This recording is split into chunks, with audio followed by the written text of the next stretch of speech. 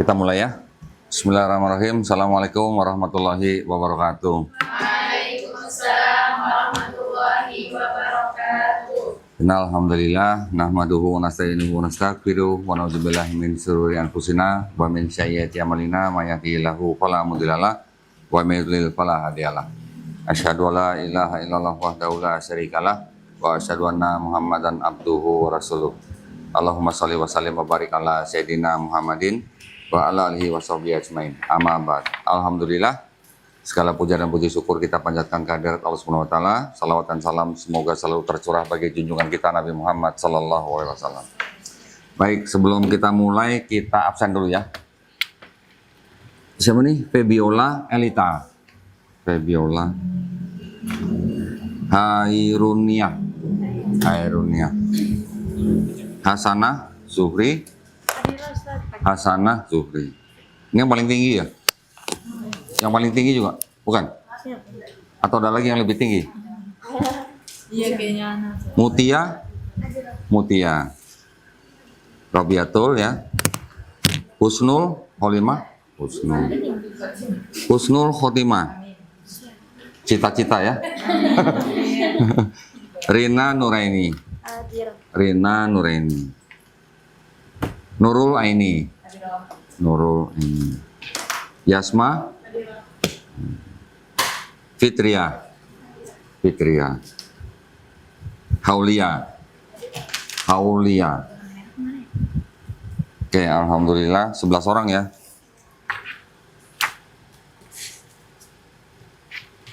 Oke, ini saya kembaliin dulu nih.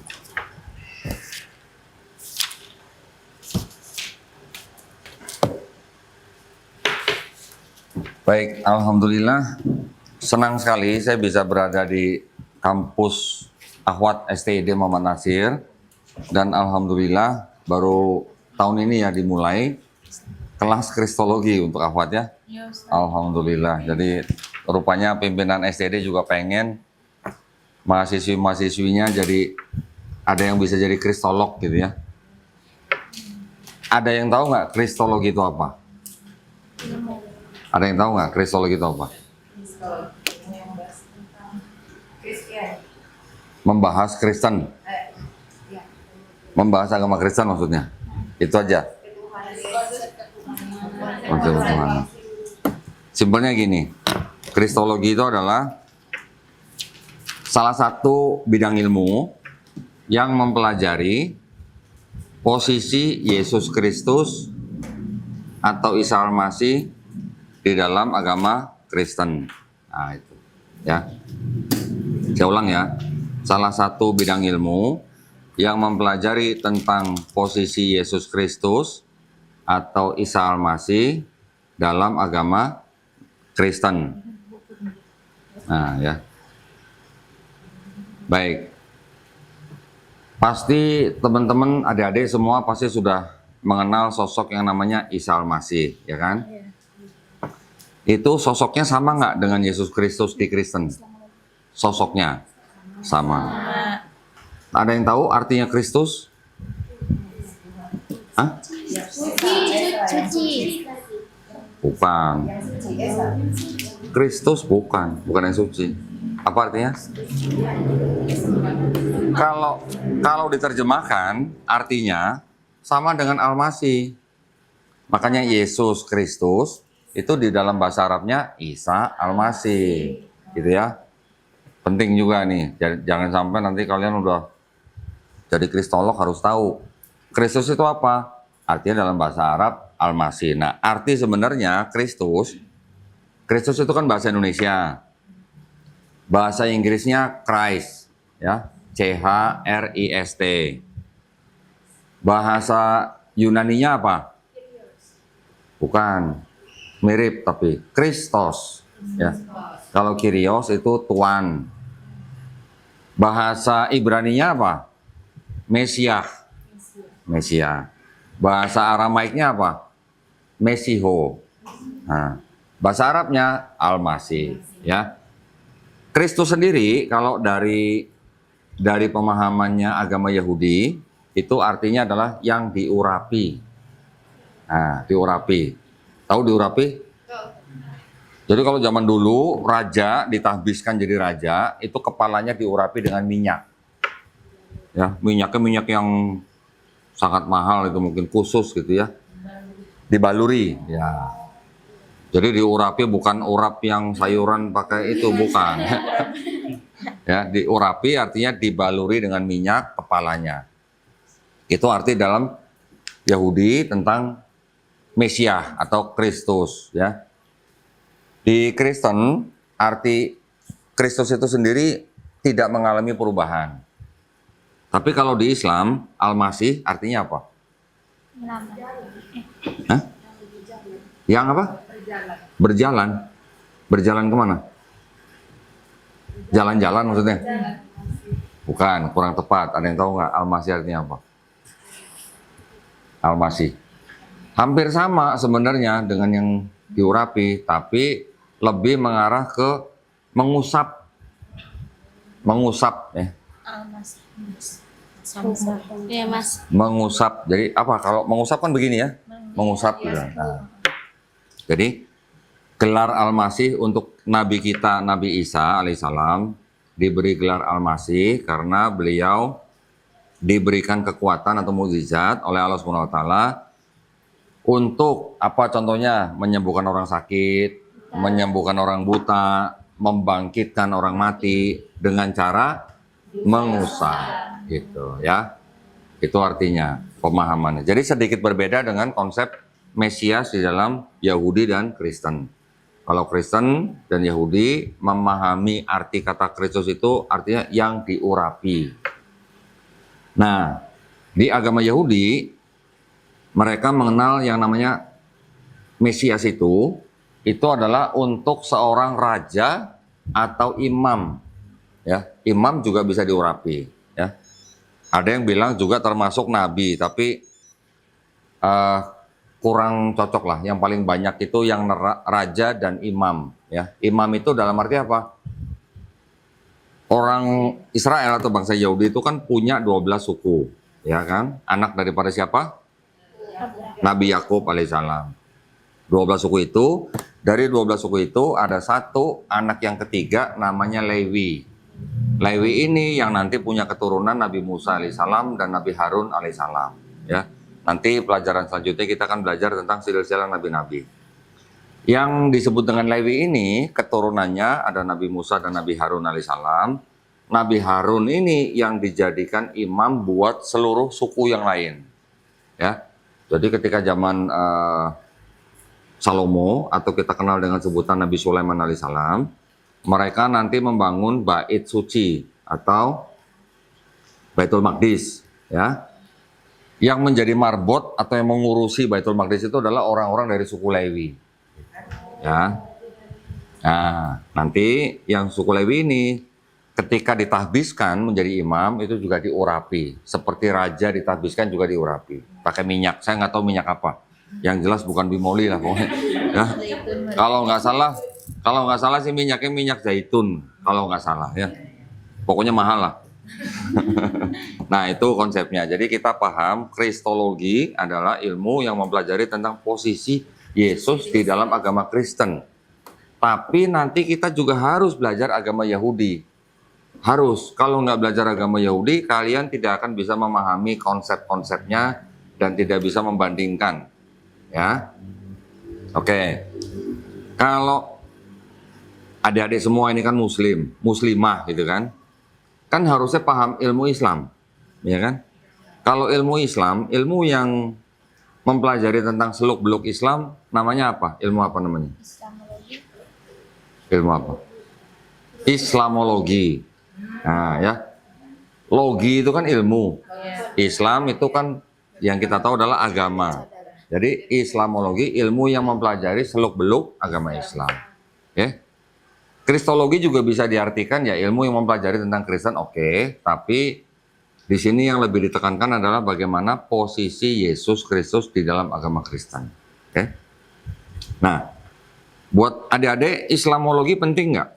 Penting. Masa Muslim nggak tahu agama sendiri ya? Itu yang nggak boleh dilewatkan. Itu yang harus menjadi dasar buat adik-adik nanti untuk belajar Kristologi. Kalau Islamologinya aja masih pas-pasan, jangan belajar Kristologi dulu. Ya, pesan saya begitu. Jadi kalian harus memperdalam, memperbanyak, memperluas ilmu tentang Islamologi. Kalau di dalam Islam, kalian kan tahu ada rukun iman, rukun Islam, terus ada lagi apa namanya, sumber hukum. Ya, sumber hukum dalam Islam ada 4 apa saja? Al-Quran, hadis, ijma, qiyas. Jangan sampai kita nanti lari dari 4 ini ya. Jangan sampai kita lari dari ini. Jangan mengambil referensi di luar ini. Oke? Quran termasuk tafsirnya. Oke? Tafsir tidak bisa dijadikan sumber hukum, tapi hanya bisa dijadikan apa ya? Referensi. Oke? Referensi. Contoh misalnya, yang tidak bisa dijadikan sumber hukum dari tafsir apa kira-kira? Contohnya, ketika di Quran misalnya surat An-Nisa 157, Nabi Isa alaihissalam tidak dibunuh dan tidak disalib, tetapi diserupakan. Siapa yang diserupakan? Ada yang tahu? Ada yang tahu? Di Quran tidak ditulis namanya. Di hadis yang sahih juga mungkin tidak ditulis namanya. Tapi ada tafsir. Tafsir, contohnya tafsir Ibnu Katsir menyebutkan bahwa yang diserupakan adalah murid Nabi Isa yang berkhianat. Siapa namanya? Yudas Iskariot. Tapi itu tafsir. Kalau tafsir jangan dijadikan sebagai dasar hukum, ya hanya bisa sebagai referensi. Nanti ada lagi tafsir dari Ibnu Abbas yang menafsirkan bahwa yang diserupakan adalah murid Nabi Isa alaihissalam yang paling setia. Tapi tidak disebut namanya. Nah, jadi kan bisa beda-beda nih tafsir ini. Kita boleh membaca tafsir dan penting membaca tafsir, tetapi jangan sampai kita menggunakan tafsir sebagai sumber hukum. Ya, sumber hukumnya tetap di Quran, hadis sahih, ijma ulama, dan qiyas. Oke. Di dalam Islamologi juga kita harus paham yang namanya sejarah agama Islam itu sendiri. Oke. Yang kedua, sejarah penyusunan Quran. Harus paham. Yang ketiga, nanti ada ilmu hadis. Di bawahnya nanti lagi ada ilmu fikih dan sebagainya, ya. Ada akidah dan sebagainya. Nanti adik-adik mungkin kalau yang mau melanjutkan pendidikan atau nggak tahu, saya kalau di STID ini sudah ada pembagian belum? Ilmu hadis, ilmu akidah atau fikih itu ada nggak? Sudah. Sudah ada? Pembagiannya Mata kuliah. Di dalam mata kuliah sendiri tuh sudah belajar hadis, sudah belajar fikih, akidah sudah ada. Oke. Tapi maksud saya begini, kita juga harus paham sejarah disusunnya Quran itu sendiri. Ya. Sekarang sebelum kita ngomongin agama orang, ini kan kita mau ngomongin agama orang nih. Sebelum kita ngomongin agama orang, kita harus tahu dulu agama kita. Ya. Quran disusun berapa tahun setelah Nabi wafat? Zaman Abu Bakar, di zaman Utsman juga. Berapa tahun setelah Nabi wafat? Tahun ke Nah, 12 dulu. kalau kitabnya sendiri nggak tahu sejarah penyusunannya, ngapain belajar kitab orang gitu maksud saya. Ya, harus belajar. Sekarang Google juga banyak. Mungkin yang di STID tidak pernah diajarkan, cari di Google. Banyak. Ya. Pada waktu Nabi menerima wahyu, Nabi sudah memberikan wahyu itu, melafazkan wahyu itu di depan sahabat-sahabat yang menulis. Betul kan? Berarti pada zaman Nabi masih hidup, Quran sudah mulai ditulis belum? Sudah. Oleh sahabat-sahabatnya. Tapi belum dijadikan mushaf. Nah, namanya mushaf ya. Kita sebutnya mushaf, jangan buku. Kamu mau samain sama buku-buku itu? Jangan. Mushaf ya. Ketika Nabi melafazkan ayat-ayat Quran, dicatat oleh sahabat-sahabat Nabi, Nabi mengecek bacaannya sahabat nggak? Ngecek. Coba baca depan Nabi. Kalau bacanya betul, baru boleh disimpan. Tapi kalau bacanya ada yang belum betul, dikoreksi. Sampai bacanya betul, baru boleh disimpan. Ya, itu berarti ditulis di media-media yang ada pada saat itu. Bisa apa? Pelepah kurma, batu, tulang, kulit, apa lagi? Kertas ada? Itu apa kulit kayu? Kulit kayu, ya. Kertas sudah ada belum? Belum.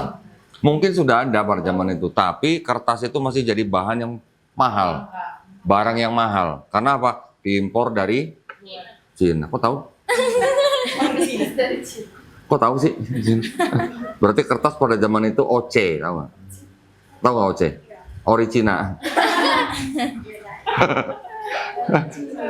Ya, yang umum dipakai oleh sahabat-sahabat untuk menulis adalah di kulit, pelepah kurma, tulang, ya, batu. Oke, itu semua disimpan. Oke.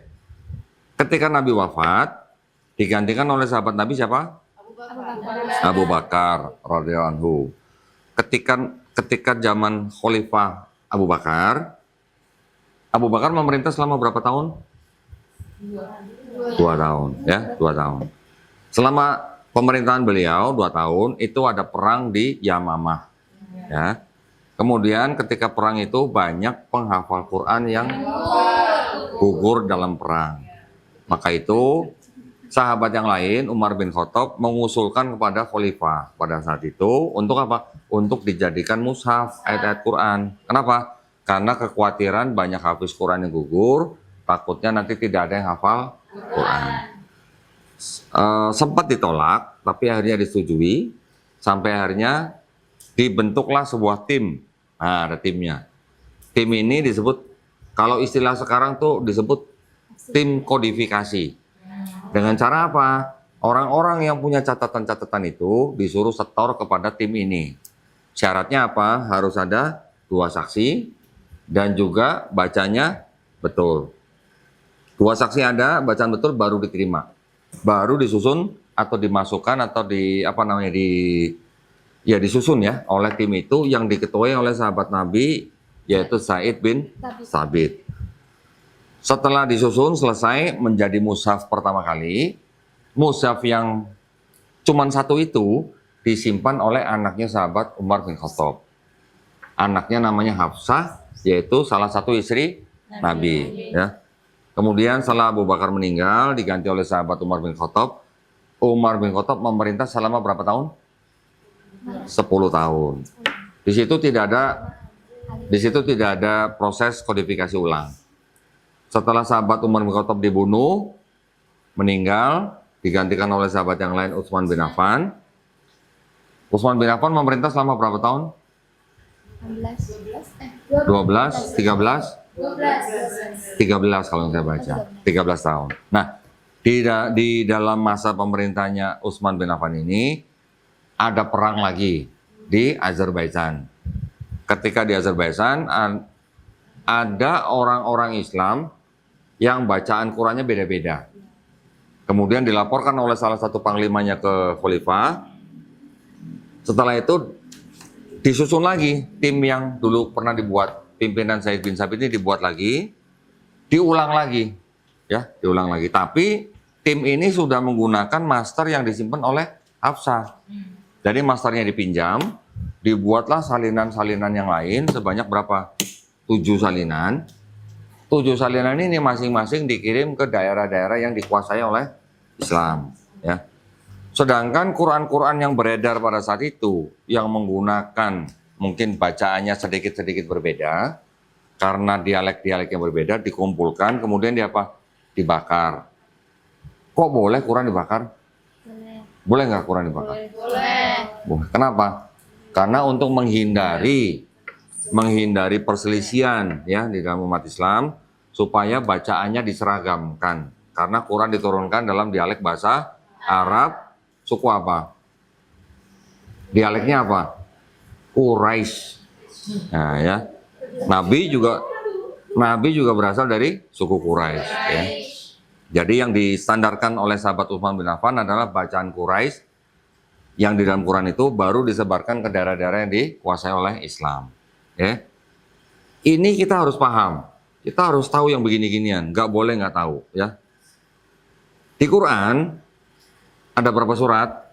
114. Di Indonesia ya? Indonesia di semuanya. Kosong. Yakin? Yakin. Di Indonesia 114. 114. Kalau di Maroko berapa? 114. Di Cina berapa? 114. Yakin? Udah pernah lihat? Belum pernah. Kalau Maroko belum pernah, Madinah ya. Di seluruh dunia Quran sama 114 surat. Sama. Oke. Saya cuma ngetes saja nih, yakin enggak nih? Siapa tahu ada yang udah pernah ngeliat Quran di negara lain jumlah suratnya beda gitu. Saya pengen lihat kalau ada gitu ya. Jumlah ayatnya sama nggak? Ada Jumlah ayat berbeda-beda sih. Beda. Ada yang bilang 6.600 Sama. ayat. Beda Ustaz. bedanya? Ada perbedaan ayat kan? Ada perbedaan. Iya, Ya, ada jumlah. perbedaan itu kan khilaf. Bedanya di mana? Jumlah ayat ya. Saya nggak nanya sistem penomoran ayatnya loh. Oh. Jumlahnya sama nggak?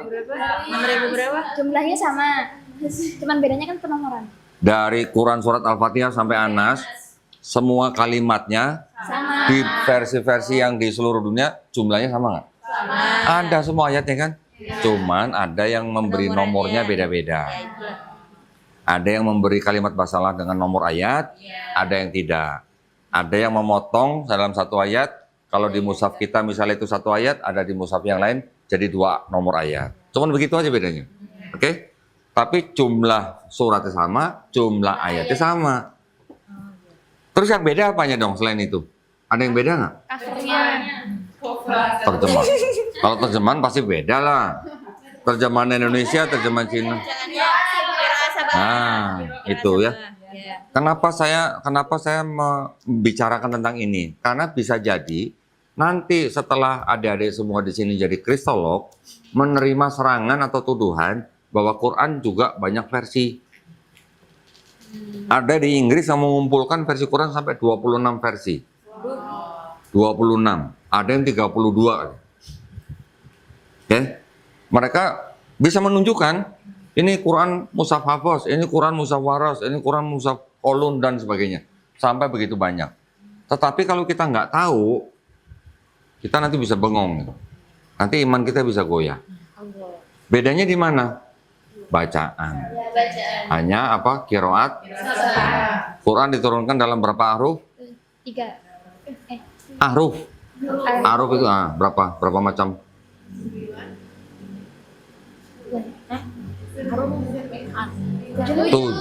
Tujuh ahruf.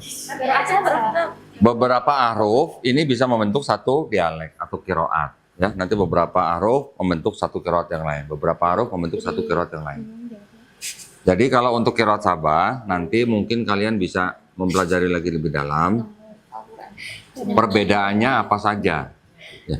Yang paling umum di seluruh dunia itu adalah perbedaan bacaan antara mushaf Imam Hafiz dan mushaf Imam Waras. Waras ini yang dipakai di Afrika bagian utara. Ya. Contoh misalnya kalau di Indonesia baca Malik Yaumiddin gimana? Malik Yaumiddin. Maknanya panjang pendek. Panjang. Kalau di Maroko Pendek. hanya itu bedanya. Contoh seperti itu ya. Mungkin ada beberapa ayat yang lain juga perbedaannya begitu. Terjemahannya bisa berbeda nggak? Enggak. Bisa. Bisa. Ayo. Malik pendek artinya raja. Malik panjang penguasa. Jadi kalau Malik Yaumiddin penguasa hari akhir, kalau Malik Yaumiddin raja hari akhir. Bedanya jauh nggak? Bedanya jauh nggak? Raja sama penguasa hari akhir? Nggak jauh. Sama artinya. Ya kan? Nggak jauh kan? Jadi perbedaannya hanya begitu. Itu hanya karena perbedaan dialek. Ada yang orang Sunda di sini? Ada.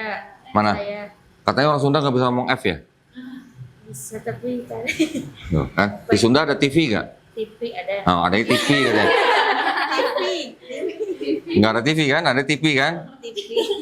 Kalau dibilang orang Sunda nggak bisa ngomong F, kata siapa itu fitnah kata gitu.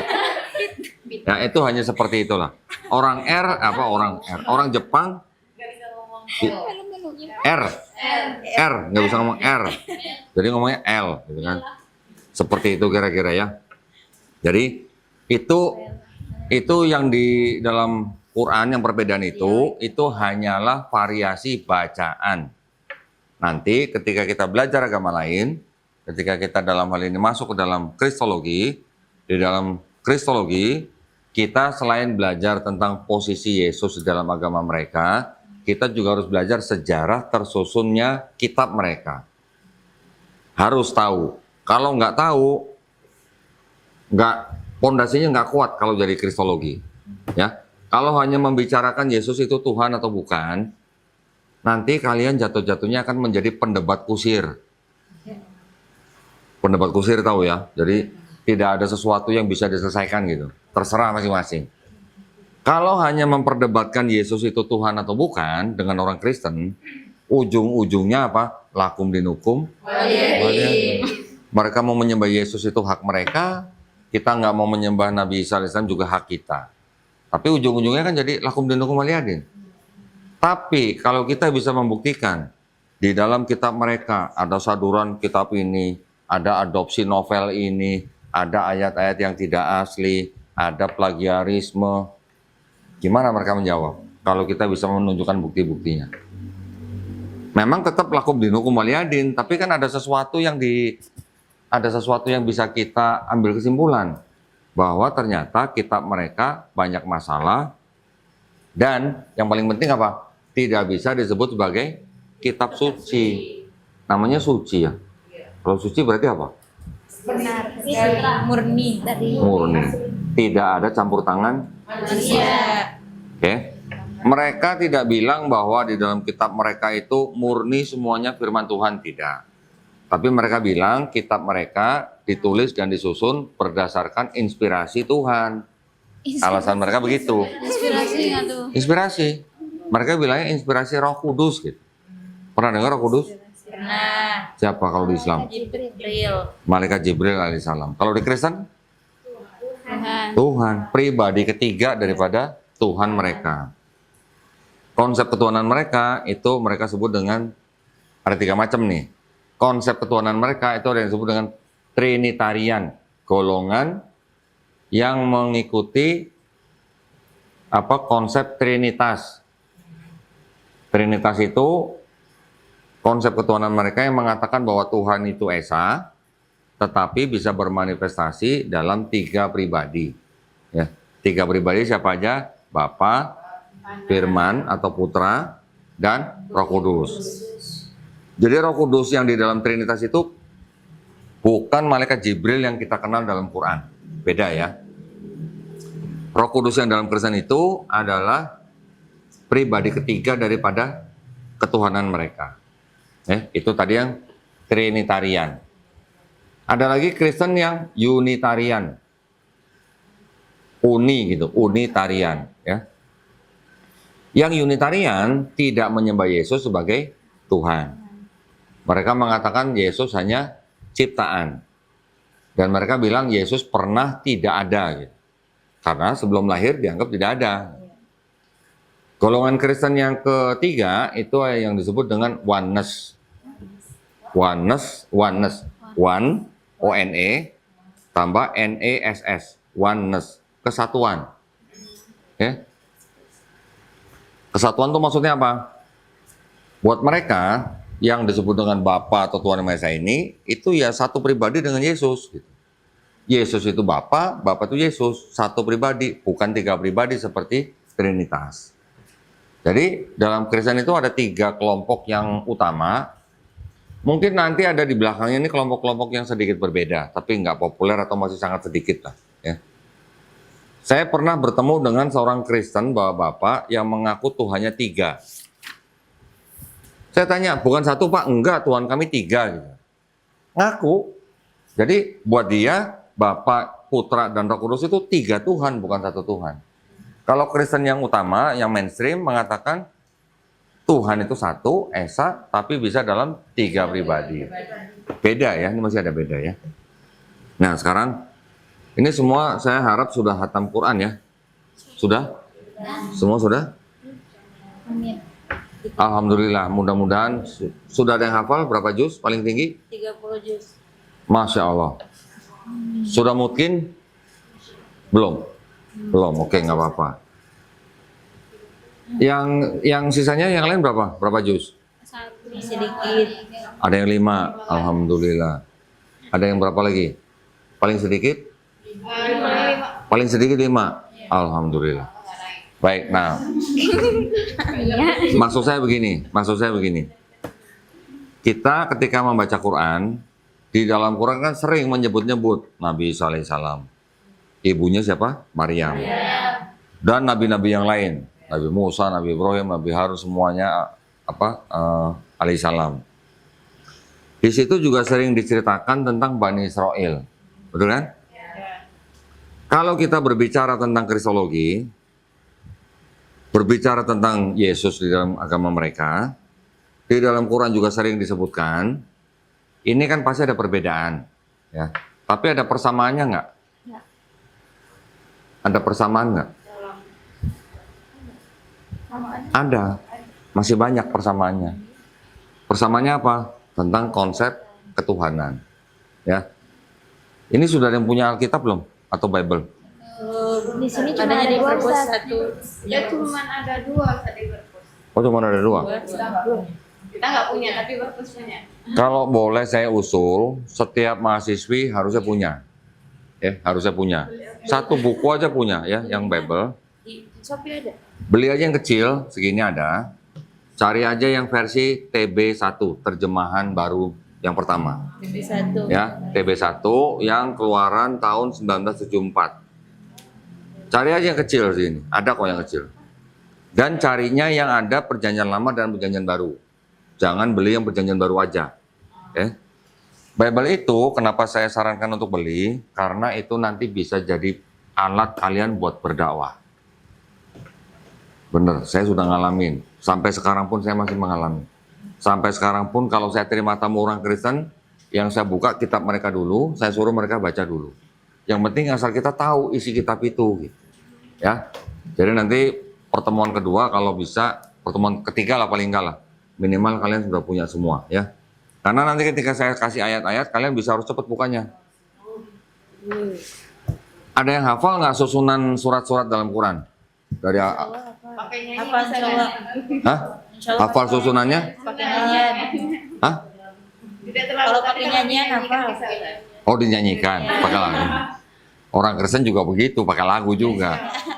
Tapi maksud saya kalian ingat ya posisinya ya, nomor-nomor surat itu ya.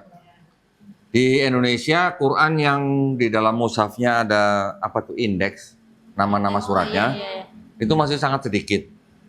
Saya punya, cuman susah belinya. Rata-rata tidak ada indeksnya. Kalau Bible itu rata-rata ada indeksnya. Jadi buat nyari kitab mana tuh cepat gitu, ya. Oke, nanti tolong dibeli masing-masing. Berapa sih harganya? Paling nggak sampai 100.000 kok. Di Shopee. Bible, nggak sampai 100.000 kok. Atau nanti, Mbak Dian nggak ada ya? Ada di bawah. Oh, ngumpet. Enggak, ini saya sarankan mereka harus punya Bible, ya, yang terjemahan baru. Itu biasanya kalau ada keperluan buku gitu dibeliin sama kampus atau beli sendiri? Dibeliin kampus. Oh, untung dibeliin kampus ya. Alhamdulillah. Kalau nggak dibeliin kampus nanti saya yang beliin. Makanya saya nanya dulu, udah beli belum? Tujuannya adalah supaya nanti ketika kalian sudah menguasai kitab mereka, kita bisa membandingkan ya di dalam kitab mereka itu ada permasalahan apa. Sekarang yang harus kalian pahami pertama kali adalah di dalam belajar sebuah agama apapun, yang harus kita pelajari apa? Pertama, konsep ketuhanannya. Betul ya? Yang kedua, konsep keselamatannya. Ya. Ini dua ini yang paling penting. Kalau nanti setelah ini ada konsep peribadatan, ada konsep misalnya Mesias atau kita kenal dengan mungkin siapa? Imam Mahdi kayak gitu-gitu. Itu hal-hal yang spesifik dan tidak perlu dibandingkan dengan agama lain. Tapi yang paling penting kan konsep ketuhanan dan konsep keselamatan. Sekarang mungkin karena ini pertemuan pertama, jadi kita mungkin tidak terlalu masuk ke dalam detailnya Kristen dulu. Tapi saya ingin teman-teman atau adik-adik di sini semuanya kuat dulu fondasi Islamnya. Ya. Konsep ketuhanan dalam Islam apa disebutnya? Tauhid. Tauhid itu artinya apa? Mengesahkan Allah. Konsep keselamatannya bagaimana? Rukun. Sesuai dengan amal perintah Allah. Itu nanti macam-macam. Tapi intinya apa? Beribadah. Rukun iman bukan? Rukun Islam. Eh. Rukun Islam. Rukun iman dulu. Kalau rukun Islam itu kan syariat, Iya. ya kan? Setelah bersyahadat, sholat, zakat, puasa, naik haji kalau mampu. Ini syariat. Tapi sebelum menjalankan ini kan kita harus beriman dulu. Iya.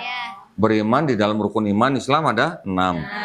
Di dalam rukun iman itu berarti kan kita harus mengikuti ajaran yang disampaikan oleh Allah SWT, yang disampaikan melalui malaikatnya, ditulis dalam kitab-kitabnya, disampaikan oleh nabi-nabinya. Kan gitu kan? Ajaran di dalam Islam, khususnya di dalam Quran, supaya orang yang mau beriman itu bisa masuk surga, bagaimana? Kan cuma apa? Beriman, bertobat, beramal soleh. Kalau beribadat atau segala macam ini bisa di dalam ketiga ini gitu maksud saya, ya. Tapi yang paling penting adalah beriman, bertobat, beramal soleh. Kalian nanti boleh catat di Quran itu yang mencakup ketiga ini semua ada di Quran surat Ali Imran ayat ke 132 sampai 136. Ya. Itu nanti jadi pegangan kita. Nanti kita juga akan saya berikan ayat-ayat dalam Quran yang mungkin ada hubungannya dengan agama Kristen. Karena ketika nanti kita berdialog, berdebat dengan orang Kristen, hal-hal yang diperdebatkan itu nanti tidak jauh dari ayat-ayat di Quran tadi. Ya. Di Quran juga membenarkan nggak bahwa Allah SWT pernah memberikan kitab-kitab kepada Bani Israel? Iya. Membenarkan. Kitab apa aja? Taurat, Zabur, Injil. 3 kitab ini khusus hanya untuk Bani Israel aja. Betul kan? Kitab Taurat diberikan kepada Nabi Musa alaihissalam, kitab Zabur diberikan kepada Nabi Daud alaihissalam, kitab Injil diberikan kepada Nabi Isa alaihissalam. Pertanyaan, apakah yang disebut dengan kitab Taurat, Zabur, Injil ini harus berbentuk buku seperti itu? Jadi bentuknya apa? Berupa zuhuf-zuhuf. Suhuf. Kalau suhuf, oke, itu juga apa ya namanya lembaran-lembaran ya. Artinya mungkin Nabi yang menerima suhuf, Nabi Ibrahim alaihissalam, Nabi Musa alaihissalam menerima wahyu ditulis dalam lembaran-lembaran. Tapi kalau yang disebut kitab itu apa? Kitab dalam konteks yang disebut Taurat, Zabur, Injil. Berarti udah dikumpulin ya, Ustaz? Dari kumpulin. Tapi harus berbentuk buku nggak? Tidak. Definisi daripada kitab-kitab Taurat, Zabur, Injil itu adalah wahyu-wahyu yang diturunkan Allah SWT kepada Nabi dan Rasulnya untuk Bani Israel pada zaman itu. Ya, wahyu. Kalau wahyu bentuknya seperti apa? Bisa perkataan, tulisan. Baik. Wahyu yang diterima Nabi itu bentuknya seperti apa? Pesan. Pesan dari Allah. Pesan atau pengetahuan Disampaikan melalui malaikat Jibril. bisa melalui malaikat Jibril, bisa langsung nggak? Melalui mimpi. Bisa. Ini itu kalau kamu ngomong gitu kan berarti konteksnya untuk Nabi Muhammad SAW nih. Oh, iya. Untuk nabi-nabi sebelumnya Nggak tahu. kita mungkin nggak baca mungkin ya. Langsung. Bisa langsung kan? Jadi yang namanya wahyu itu adalah pesan atau pengetahuan yang diturunkan Allah SWT kepada nabi-nabinya, bisa melalui malaikat Jibril atau mimpi dan sebagainya, tapi masuk ke dalam kolbu Nabi. Ya kan? Masuk ke dalam kolbu Nabi artinya apa?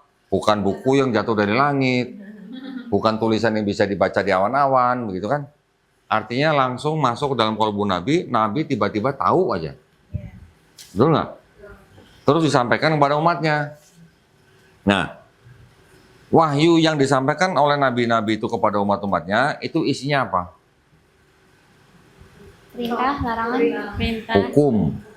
Hukum atau syariat, ya dong. Ketetapan, perintah, aturan, ya. Jadi satu set hukum atau perintah atau ketetapan atau aturan yang diberikan Allah SWT kepada satu kaum tertentu, itu satu set hukum itu yang disebut dengan Taurat, Zabur, Injil. Gitu ya maksudnya ya.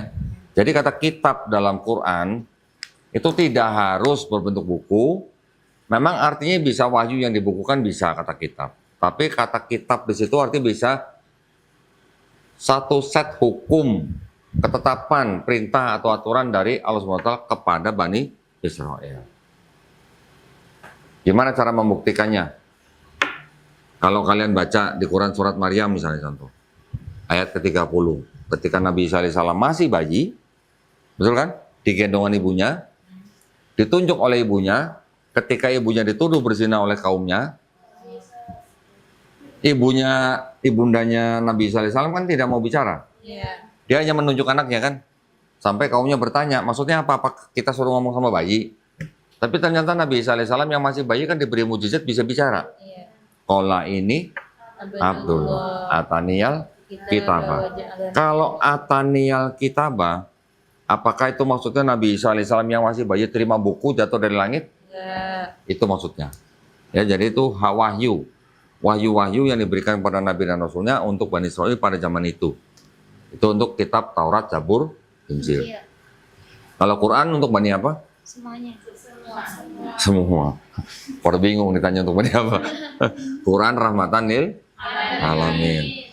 Tapi Quran juga kan ketika diturunkan kepada Nabi Muhammad SAW kan bentuknya juga wahyu. Ya. Bisa yang tadi melalui malaikat Jibril alaihissalam, bisa melalui mimpi gitu kan. Nah, itu adalah wahyu-wahyu. Quran membenarkan bahwa Allah SWT pernah memberikan kitab Taurat, kitab Zabur, kitab Injil kepada Bani Israel. Tapi di dalam Quran juga mengatakan bahwa Bani Israel sendiri mereka sudah mengubah-ubah kan. Mengubah-ubah nih firman Allah nih. Quran surat Al-Baqarah ayat 79. Di situ kan jelas bahwa celakalah mereka yang mengubah-ubah firman Allah dan mengatakan itu berasal dari Allah. Nanti ada lagi Quran surat Ali Imran ayat ke-78. Mereka mengaku ini adalah firman Allah tapi ternyata bukan. Berarti, wah sayang saya nggak bawa kitabnya ya. Berarti kalau begitu, kita sekarang bisa melihat ada orang Yahudi, ada orang Kristen yang mereka juga punya kitab. Ya, kitabnya orang Yahudi disebut apa? Tanakh. Di dalam Tanakh ada kitab Taurat namanya, ya 5 kitab Musa. Orang Kristen punya perjanjian lama, punya perjanjian baru. Perjanjian lama itu juga sebagian perjanjian lama itu berasal dari punya orang Yahudi. Terus yang kitabnya orang Kristen yang perjanjian baru disebut Injil. Nah, ini sebagai pengenalan dulu nih, supaya nanti kalian untuk pertemuan berikutnya nanti kita lebih detail ke arah situ. Tapi saya ingin menanamkan pemahaman atau ingin menyamakan persepsi saya dengan adik-adik di sini. Apakah kitab Tauratnya Yahudi dan kitab Injilnya orang Kristen itu adalah kitab Taurat dan Injil yang dimaksud oleh Quran? Bukan. Taunya bukan dari mana? Dari ubah-ubah. Karena tadi Itu kan Al-Baqarah juga berubah. Sudah diubah-ubah. Iya. Pernah baca nggak adik-adik di Quran atau di hadis yang sahih Nabi Musa alaihissalam dan pengikutnya menulis kitab Taurat? Pernah baca nggak di Quran atau di hadis yang sahih Nabi Isa alaihissalam dan Hawariun menulis kitab Injil? Tidak juga. Pernah baca nggak di Quran ada ayat yang berbunyi kami yang menurunkan Taurat, Zabur, Injil dan kami pula yang menjaganya? Kalau tidak ada begitu, bagaimana kita yakin kitab mereka adalah Taurat dan Injil yang dimaksud Quran? Maksudnya begitu, ya. Jadi jangan punya anggapan kitabnya Yahudi itu Taurat dan kitabnya Kristen itu Injil, itulah Taurat dan Injil yang dimaksud Quran. Karena nanti orang Kristen akan bilang, inilah Taurat dan Injil yang dimaksud Quran. Di Quran kamu disebutkan, diturunkan kitab Taurat, Zabur, Injil kepada Bani Israel. Bahkan disebutkan lagi di dalam Quran, bahwa kalau Nabi Muhammad SAW ragu dengan Quran ini, silakan bertanya kepada ahli kitab. Begitu kan? Ada ayatnya kan, begitu kan? Tapi pernah nggak ada dibaca di hadis yang sahih? Nabi Muhammad SAW ragu, kemudian bertanya kepada ahli kitab. Pernah nggak baca begitu? Itu maksudnya, ya. Jadi sekali lagi saya tegaskan bahwa kitabnya orang Yahudi Taurat dan kitabnya orang Kristen Injil Mereka mau sebut Taurat, mau sebut Zabur, mau sebut Injil, itu hak mereka. Tapi itu bukan Taurat dan Injil yang dimaksud oleh Quran. Ada bukti lagi nggak? Ada, banyak. Contoh misalnya. Di Quran surat Al-A'raf ayat 157. Ya. Di situ disebutkan mereka mengikuti nabi yang ummi, betul? Yang namanya tertulis di dalam kitab Taurat dan Injil. Tertulis, artinya begitu kira-kira. Kalau kita sudah pelajari kitabnya Yahudi dan kitabnya Kristen, ada nggak tertulis nama Muhammad? Gitu? Nggak ada sama sekali. Ya, mungkin bahasa aslinya ada yang mengatakan Mahamadim, ada yang mengatakan begitu. Tapi itu sebenarnya bukan sedang merujuk kepada Nabi Muhammad SAW yang akan datang ratusan tahun setelah kitab itu. Tapi itu sedang membicarakan orang yang sifatnya terpuji. Kata Mahamadim itu dipakai sebanyak 13 kali di seluruh kitabnya orang Yahudi. Dan kalau diterjemahkan menjadi Muhammad, artinya atau terjemahannya jadi nggak pas gitu. Ya, jadi itu tidak sedang membicarakan sosok Nabi yang akan datang. Di kitab Yahudi nggak ada, di kitab Kristen ada nggak Muhammad? Nggak ada juga. Kalau di kitab Yahudi dan kitab Kristen tidak ada nama Muhammad, berarti kan itu bukan Taurat dan Injil yang dimaksud Quran surat Al-A'raf 157. Ya. Nanti ada lagi di Quran surat As-Saff ayat ke-6. Diceritakan ketika Nabi Isa alaihissalam berkata kepada Bani Israel bahwa nanti akan ada lagi Rasul bernama Ahmad. Ya. Kalau tentang Nabi Isa alaihissalam Injil berarti dianggapnya kitab orang Kristen, ada nggak Yesus pernah ngomong nanti akan ada utusan lagi namanya Ahmad? Gitu? Tidak, tidak ada. Kalau kitabnya di Kristen tidak ada Yesus bercerita nanti ada Rasul lagi namanya Ahmad, berarti kan itu bukan Injil yang dimaksud Quran surat As-Saff ayat 6. Paham? Nah. Dengan ayat-ayat Quran kita jadi paham. Kalau kita sudah baca kitabnya mereka tidak sesuai dengan Quran, berarti ini bukan Taurat dan Injil yang dimaksud Quran, gitu maksudnya. Ya. Kalau mereka pakai istilah-istilah yang sama di dalam Quran, itu ya itu urusan mereka. Tapi kita juga harus memandangnya dengan kacamata Islam kita. Di kitab mereka ada kata Allah, di kitab mereka ada kata insya Allah, di kitab mereka ada kata assalamualaikum. Kenapa? Karena mereka memang ingin mengajak atau mendekati umat Islam untuk mengikuti agama mereka. Itu caranya mereka gitu. Ya. Dari zaman Belanda, Bible bahasa Belanda diterjemahkan ke dalam bahasa Melayu, diterjemahkan bahasa Indonesia, kata Allahnya nggak pernah hilang. Kenapa? Ya itu karena untuk mendekati orang-orang Islam supaya masuk agama mereka.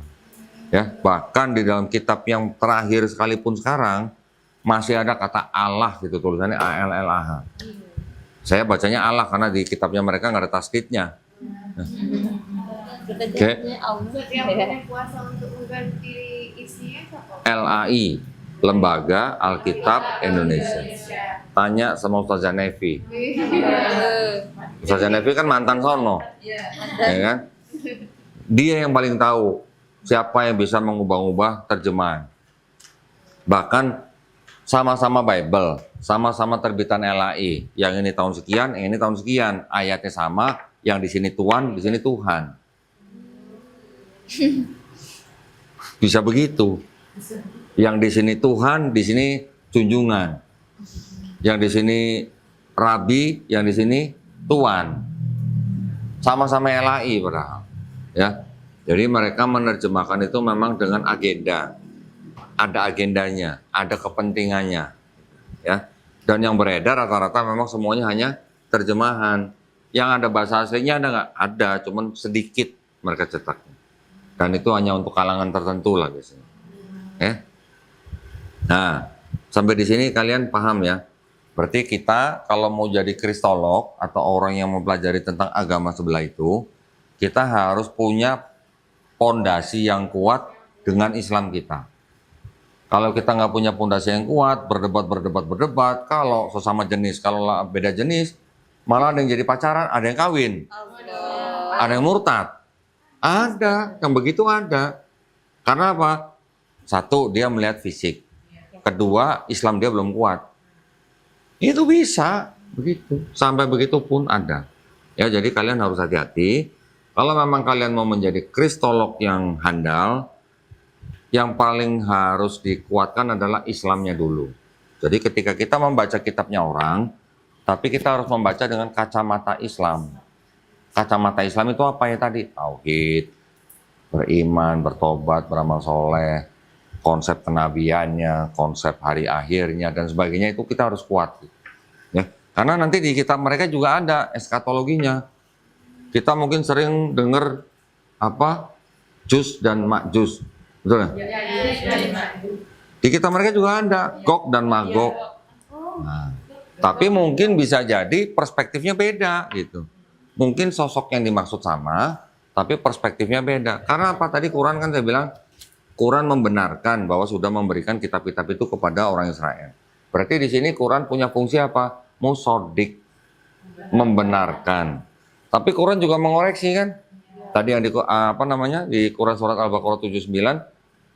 Jadi Quran di sini punya fungsi mengoreksi apa yang disalahi oleh Bani Israel. Jadi di dalam hal ini Quran itu fungsinya disebut apa? Al-Muhaimin. Ya, sebagai batu ujian, pengoreksi. Selain itu, Quran juga sebagai apa? Mubayyin, menjelaskan apa yang salah di sana dijelaskan dalam Quran. Contoh yang tadi saya sebutkan di Quran surat An-Nisa 157, ya, wa ma qataluhu wa ma salabuhu walakin syubiha lahum. Di dalam kitab mereka jelas-jelas yang disebut Nabi Isa AS itu dibunuh dan disalib bangkit hari ketiga. Terus diangkat, dijadikan Tuhan. Quran kan sama sekali menolak, ya kan? Makanya orang Kristen, mereka mengatakan Nabi Muhammad SAW sebagai Nabi palsu, karena dalam kitab Qurannya menolak disalibnya Yesus atau Nabi Isa AS.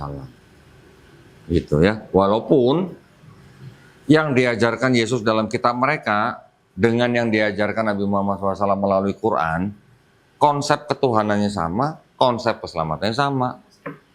Masa gitu nanti orang bilang. Kalau orang Kristen akan rata-rata bertanya begitu. Masa? Bener, nanti setelah kita masuk ke dalamnya, kita akan bandingkan ya nanti ya.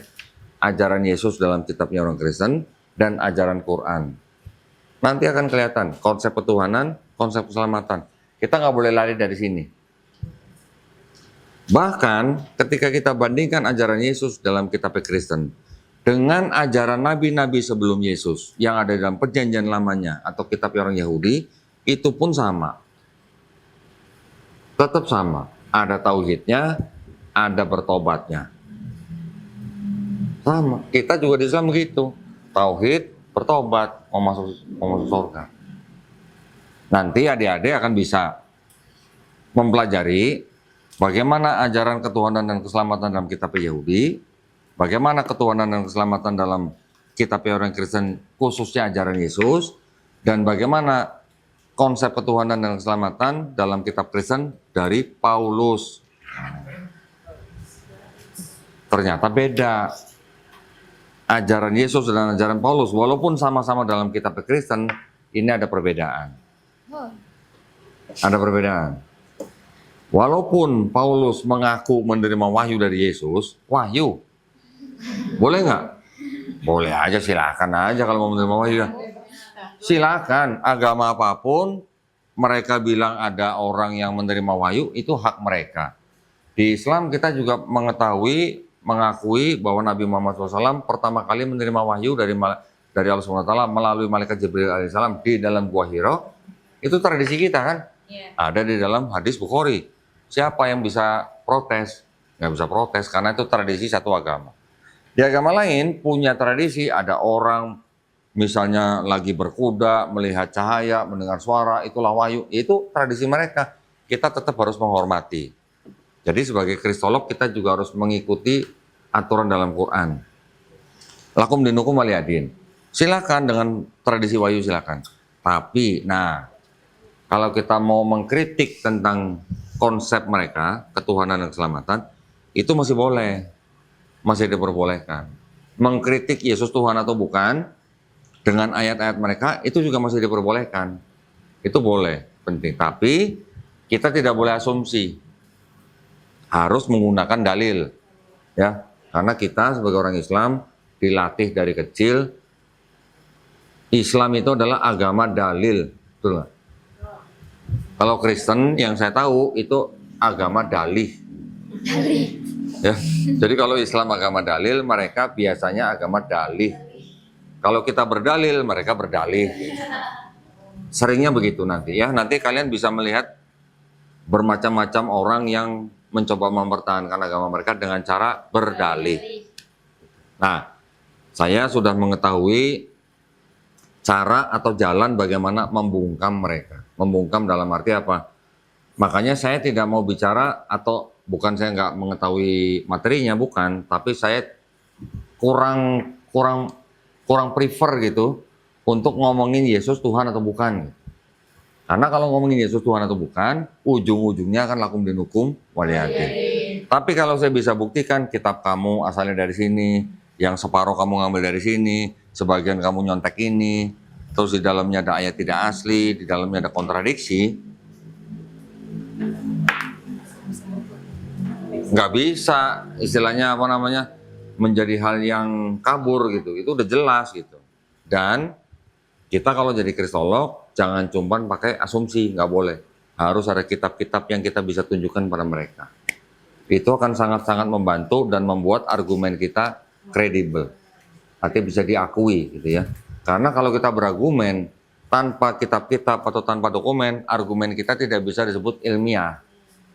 Ya, makanya kalau jadi pendebat, ini siapa yang mau jadi pendebat nih? Semuanya. Kalau nggak mau jadi pendebat, minimal jadi pendakwah. Ya, itu. Tapi pendakwah juga harus siap berdebat. Ya, kalau nggak siap berdebat, ada yang kurang. Kalian belum pernah ngerasain berdebat terus puas gitu. Belum pernah kan? Nanti kalau udah ngerasain sekali pasti ketagihan. Tapi Allah Subhanahu wa taala juga mengatur bagaimana caranya berdebat. Harus dengan cara yang baik gitu. Wajadilhum bilati biasa. Nah, berarti kalau gitu di Quran ada perintah berdebat ya? Ada. Hah? Itu tadi wajadilhum itu perintah berdebat bukan? Berdebatlah. Nah, Kita ya. kalau berdebatlah berarti disuruh berdebat kan? Ya. Syaratnya apa? Dengan cara yang paling baik. Kemudian Allah Subhanahu wa taala juga melarang nggak kita menghina sesembahan orang lain? Tidak boleh. Saya tidak Melarang. Tidak boleh kita menghina sesembahan orang lain. Makanya ketika kita berdebat itu harus ingat terus. Jangan sampai kita menghina Yesusnya. Nggak boleh. Ya. Apapun cerita Yesus di dalam kitab mereka, kita tidak boleh hina. Ya. Tetap itu adalah sesembahan mereka. Tetap itu adalah Tuhan mereka. Jadi kita tidak boleh hina. Kenapa kalau kita hina jadinya apa? Mereka juga nanti akan menghina Allah SWT tanpa pengetahuan. Itu yang tidak dikehendaki oleh Allah SWT. Ya. Jadi nanti ketika kalian menjadi pendakwah, kalau bisa berdebat, kalian punya nilai plus. Kalau kalian bisa jadi pendebat, punya kitabnya, bisa ditunjukin, wah itu lebih puas itu. Ya, jadi puasnya tuh di sini. Ya. Saya cerita pengalaman sedikit ya. Ketika saya berdebat dengan seorang pendeta, yang saya anggap pendeta ini pendeta senior lah. Ya. Ketika berdebat dengan beliau, saya pegang sebuah kitab yang di dalamnya ada catatan kaki. Footnote ya. Catatan kaki ini ada yang mengatakan bahwa ayat ini pasti tidak asli. Di dalam footnote-nya. Fotonya dalam kitabnya. Iya, dalam kitab mereka ada ayatnya, ada catatan kakinya. Catatan kakinya mengatakan bahwa ayat ini tadinya catatan di pinggir halaman. Terus kemudian disisipkan oleh para penyalin. Karenanya ayat ini pasti tidak asli. Ada catatan kakinya. Dan kitab ini kitab yang rahasia, nggak boleh diperdagangkan. Oh, dicetak cuma 3.000. Saya punya. Dari FKI juga. Hah? Lupa. Orang dalam. Ada deh. Karena ini direkam jadi saya nggak boleh ngomong. Nanti kalau udah nggak direkam baru saya kasih tahu. Orang dalam lah ya. Ketika saya berdebat dengan pendeta itu, saya pegang ayat itu dan saya tahu pendeta itu tahu masalah tentang ayat itu yang dibilang tidak asli. Sambil pegang itu saya tanya pendetanya, Pak Pendeta, 1 Yohanes 5 ayat 7 itu buat Bapak firman Tuhan bukan? Saya tanya begitu. Di dalam kitab ini ditulis bahwa ayat itu pasti tidak asli. Nah, pendeta itu karena sudah tinggi ilmunya, wawasannya banyak, dia berani mengaku bahwa ayat itu bukan firman Tuhan. Itu kita lagi berdebat, jadi ada yang nonton ini. Penonton banyak, ratusan orang. Penonton dengar pendeta bilang di dalam kitabnya ada ayat yang bukan firman Tuhan. Penonton tepuk tangan lah begini. Iya nggak? Saya tanya lagi, kalau di dalam kitab Bapak ada ayat yang bukan firman Tuhan, bisa nggak kitab Bapak disebut kitab suci? Dia bilang apa? Bukan, katanya. Yang nonton tambah kenceng tepuk tangannya. Ya, di dalam kitab mereka kan banyak surat-suratnya, kitab-kitabnya. Itu ada beberapa ayat yang menurut kalangan mereka sendiri, itu yang nulis siapa atau yang ngarang siapa tidak diketahui. Saya tanya ke Bapak itu, Pak, di dalam kitab Bapak ada surat namanya Ibrani, siapa yang nulis, Pak? Atau siapa yang ngarang? Saya udah tahu jawabannya, karena saya sudah ada buktinya. Pendeta itu bilang tidak diketahui. Yang nonton tepuk tangan. Gimana ceritanya kitab suci tidak diketahui siapa yang mengarang? Itu kondisi kitab mereka. Makanya ketika saya punya alat bukti, berdebat dengan kalangan mereka, dengan tidak menghina sesembahan mereka, tetapi mengkritik kitabnya dengan bukti-bukti yang ada, yang nonton gimana? Orang Islam. Bangga. Iman dan akidahnya tambah kuat nggak? Tapi kalau nonton orang Kristen gimana? Tambah ragu. Tambah ciut ya. Ciut nggak? Ada orang di luar sana yang saya tadi nggak kenal, anak muda, orang Cina, suka mabok, lagi mabok buka YouTube di TV-nya, nonton, tiba-tiba muncul video saya berdebat dengan pendeta itu. Dia nonton itu, habis itu dia nonton setiap hari, 10 hari kemudian dia bersyahadat. Masya Allah. Apa karena saya? Bukan. Karena izin Allah. Tapi kan itu karena upaya kita. Itu maksud saya. Ya. Tapi kalau orang nonton video debat, Yesus bukan Tuhan, Yesus Tuhan, Yesus bukan Tuhan, Yesus Tuhan. Ujung-ujungnya itu udah masing-masing. Iya lagi. Paham ya? Gitu ya? Saya pengen adik-adik ini jadi nanti kristolog handal yang punya argumen kuat yang tidak bisa dibantah. Yang punya dokumen bukti kuat atau lengkap yang tidak bisa dibantah. Caranya bagaimana? Mencari dokumen dari kalangan mereka sendiri. Nah, berarti ini kan metode baru, ini bukan metode baru, tapi artinya metode tersendiri. Gitu ya. Kita orang Islam kalau berdebat dengan agama lain, pegangan kita memang Quran. Tapi kalau kita bisa mengetahui isi kitab mereka sendiri, dan kita bisa membeberkan, artinya dari kalangan mereka ada masalah apa, kan itu lebih puas dalam hati. Ya nggak? Nah, kalau dalam bahasa Sundanya, itu istilahnya namanya argumentum ad hominem ex concessis. Terjemahin. Kan bahasa Sunda ini. Itu artinya apa? Artinya kita menggunakan dokumen mereka untuk membantah argumen mereka sendiri. Itu maksudnya. Nah, begitu. Jadi, ketika saya berdebat dengan para pendeta, saya menjadikan pendeta itu tidak berdebat dengan saya, tapi pendeta itu berdebat dengan kitabnya sendiri. Hebat. Ya, kenapa? Karena musuh terbesar mereka ya malah kitabnya sendiri. Itu sebenarnya. Nah, nanti apa saja yang bisa kita pakai di dalam kitab itu untuk berdebat dengan kalangan mereka nanti di pertemuan kedua dan seterusnya. Ya. Sekarang izin minum dulu jahenya nih. Ustaz, gorengannya udah dingin Ustaz. Saya sebenarnya lagi ngurangin makan gorengan. Tok, nih Tok. Kakak di jalan sebelah sini tadi. Oke, sampai sini ada pertanyaan? buat pengenalan kristologi dulu nih. Jadi tadi saya mau gabungkan ya. Ada kristologi, ada islamologi. Jadi krislamologi. Kalau tidak krislamologi, kalau kita taunya hanya kristologi tapi Islamnya kita tidak kuat, nanti jatuh-jatuhnya bukan ya, artinya tidak bisa membela Islam dengan cara yang ada punya counter attack gitu. Ya, Islam banyak difitnah nggak? Banyak dituduh nggak? Bahkan sekarang misionaris menggunakan ayat-ayat Quran untuk memurtadkan orang Islam. Nanti kalian akan belajar ayat-ayat apa saja yang sering dipakai untuk memurtadkan orang Islam. Nanti harus belajar, harus tahu ya bagaimana cara menjawabnya.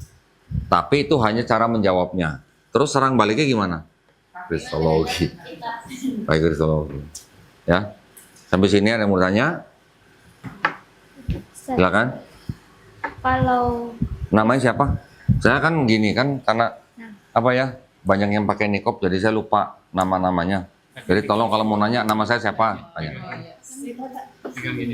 Nah, itu pakai mic. Bukan buat bercermin, itu buat. Lo lagi nampaknya di cermin sih toh? Oh ya kan. Silakan. Pak Ustaz, nama saya Mutia Ustaz. Mutia. Mutia. Nah, silakan.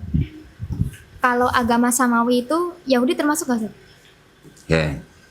Ini ya. Ini yang pertama. Sebelum saya jawab. Ada beberapa pertanyaan ya? Ya, tapi saya jawab satu-satu ya. Satu-satu gini. Kalau kita dengar profesor ya, mungkin di kampus apa gitu ya. Atau pokoknya orang-orang akademis lah yang di luar Islam. Mereka menyebut yang disebut agama sama itu ada berapa? 3. Yahudi, Kristen, Islam. Buat orang akademisi 3, buat orang akademisi, ya. Tapi kalau buat kita nih orang Islam yang baca Quran, ada berapa? 1. Cuma 1. Buat orang Islam 1. Buat akademisi bilang 3, monggo aja. Paham ya? Sampai sini paham kan? Karena saya tanya, buat kalian orang Islam yang baca Quran, Islam itu agama yang paling benar atau agama yang benar? Agama yang benar. Agama yang benar. Kok pintar-pintar sini? Kenapa? Kalau yang paling benar berarti ada yang benar. Karena ada ayat inna dina indallahil. Islam. Kita kalau nggak pegangan pakai ayat itu, nanti kita bisa ngomong Islam yang paling benar. Tapi karena ada ayat ini, kalau kita bilang Islam paling benar, berarti kan kita menyalahi ayat ini. Itu maksudnya. Ada nggak orang Islam yang bilang semua agama sama gitu? Ada. Kayak haji malah. Ada. Beneran ada. Masuk TV malah. Bener. Setuju nggak semua agama sama? Beda. Karena setiap agama kan punya keyakinan masing-masing. Jadi kita orang Islam diperbolehkan mengatakan Islam yang benar, yang lain salah. Berani nggak menyalahkan agama orang lain? Berani. Orang agama lain pun mereka punya hak yang sama dengan kita. Mereka mau bilang agama mereka yang benar, yang lain salah termasuk Islam, itu nggak apa-apa, hak mereka. Tapi kan kita tidak harus memusuhi. Yang diajarkan Islam kan lakum dinukum. Begitu harusnya. Jadi jangan sampai nanti ketemu orang yang bukan Islam, dia ngomongnya apa? Semua agama kan sama. Sama apanya gitu tanya. Tuhannya sama nggak? Beda. Terus ibadahnya sama nggak? Beda. Kalau ada yang beda, bagaimana bilang semua agama sama? Nanti paling mereka bilangnya apa? Semua agama sama karena sama-sama mengajarkan kebaikan. Oke, kalau mengajarkan kebaikan silahkan sama. Tapi kan harus ada konsep ketuhanan dan konsep keselamatan. Ini yang harus dipegang dalam sebuah agama gitu. Ya, kita ada kitab yang bisa dipelajari, di dalam kitab itu bisa tahu konsep ketuhanan bagaimana, konsep keselamatan bagaimana. Ya. Dalam agama Kristologi, dalam mata kuliah Kristologi ini memang kita khusus membandingkan antara Islam dan agama Kristen. Kristen ini nanti macam-macam. Tadi saya sudah sebut 3 aliran. Masing-masing aliran gerejanya juga nanti macam-macam. Ya, ada Katolik, Protestan, Ortodok, Anglikan dan sebagainya. Nanti suatu saat kalian akan belajar dengan menggunakan bagan, bagaimana perpecahan dalam Kristen. Tapi kita juga harus tahu di dalam Islam ada perpecahan nggak? Itu yang harus kita bandingkan. Kita nggak boleh mempelajari agama orang, tapi agama kita sendiri nggak tahu. Gitu. Ya, itu yang penting. Jadi tujuannya apa? Supaya kita juga tahu dalam Islam bagaimana, posisi kita harus bagaimana, apa istilahnya, pemahaman kita harus ikut yang bagaimana. Di mereka yang berbeda-beda, itu masalah mereka. Tapi kita kalau tahu, ketika kita berdialog dengan mereka, kita jadi paham, oh ini orang agama Kristen, oke. Kristennya denominasi apa? Karena beda denominasi, akidahnya bisa beda tipis-tipis. Bisa beda tipis-tipis. Contoh, Ortodok dan Katolik pecah. Yang Ortodok bilang, Roh Kudus, pribadi ketiga itu, berasal dari Bapa saja. Kalau yang Katolik bilang apa? Roh Kudus berasal dari Bapa dan Anak. Contoh gitu. Itu beda akidah kan sedikit kan? Walaupun sedikit nih. Walaupun Ortodok dan Katolik sama-sama Trinitas, itu pun bisa beda akidah. Makanya ketika kalau kita tidak tahu perpecahan mereka, bagaimana kita bisa memberikan argumen yang tepat sasaran gitu. Jangan sampai kita berdebat dengan Kristen, kita kasih argumen ini, dia nggak percaya, oh saya juga nggak percaya itu, gitu. Nah, itu yang dihindari, ya. Ada pertanyaan lagi? Berarti definisi agama samawi bagi orang-orang akademisi itu berarti kan agama yang diturunkan dari langit gitu, Ustaz? Ya. Begitu juga dengan wahyunya, makanya sedangkan wahyunya dari Taurat sama Injil aja kan udah banyak dirubah, Ustaz. Dari Allah apa? Kitab Taurat dan Injil yang jadi pedomannya orang Yahudi dan Nasrani kan sudah diubah.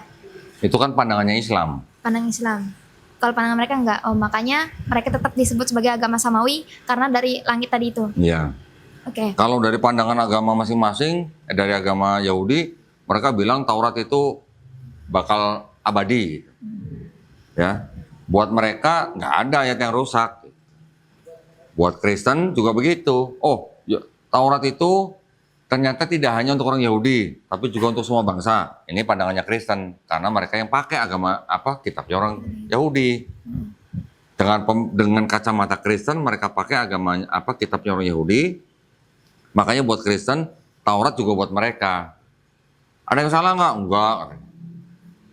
Ini wahyu bukan? Wahyu. Iya, kenapa? Karena diinspirasi oleh Roh Kudus. Ini pandangan agama masing-masing. Pandangan Islam dengan Quran yang mengkritik mereka kan. Di dalamnya sudah diubah-ubah. Ya kan? Di dalamnya bukan firman Tuhan. Ini Quran yang mengkritik mereka.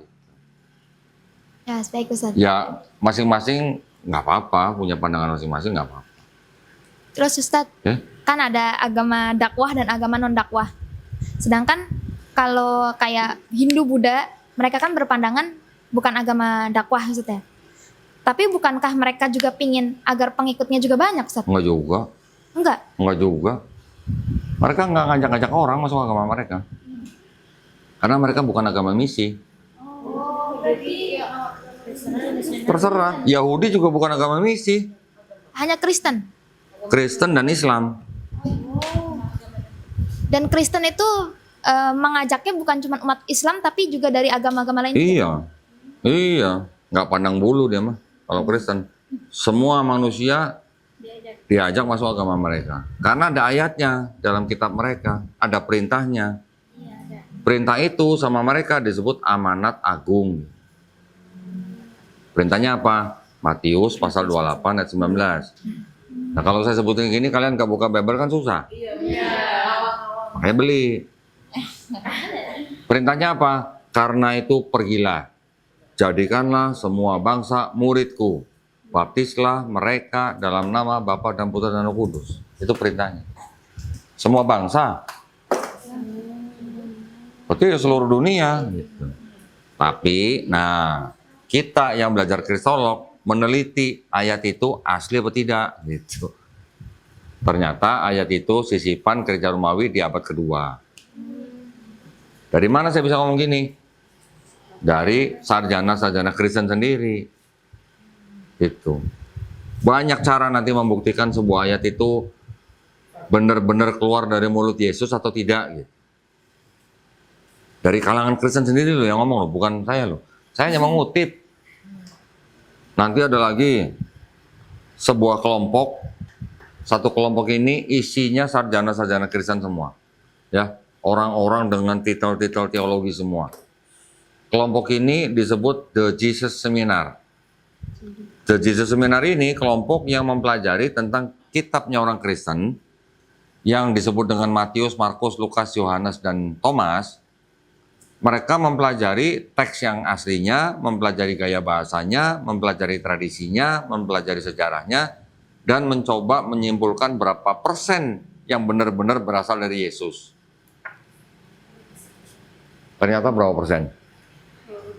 20. Menurut mereka, cuman 18%.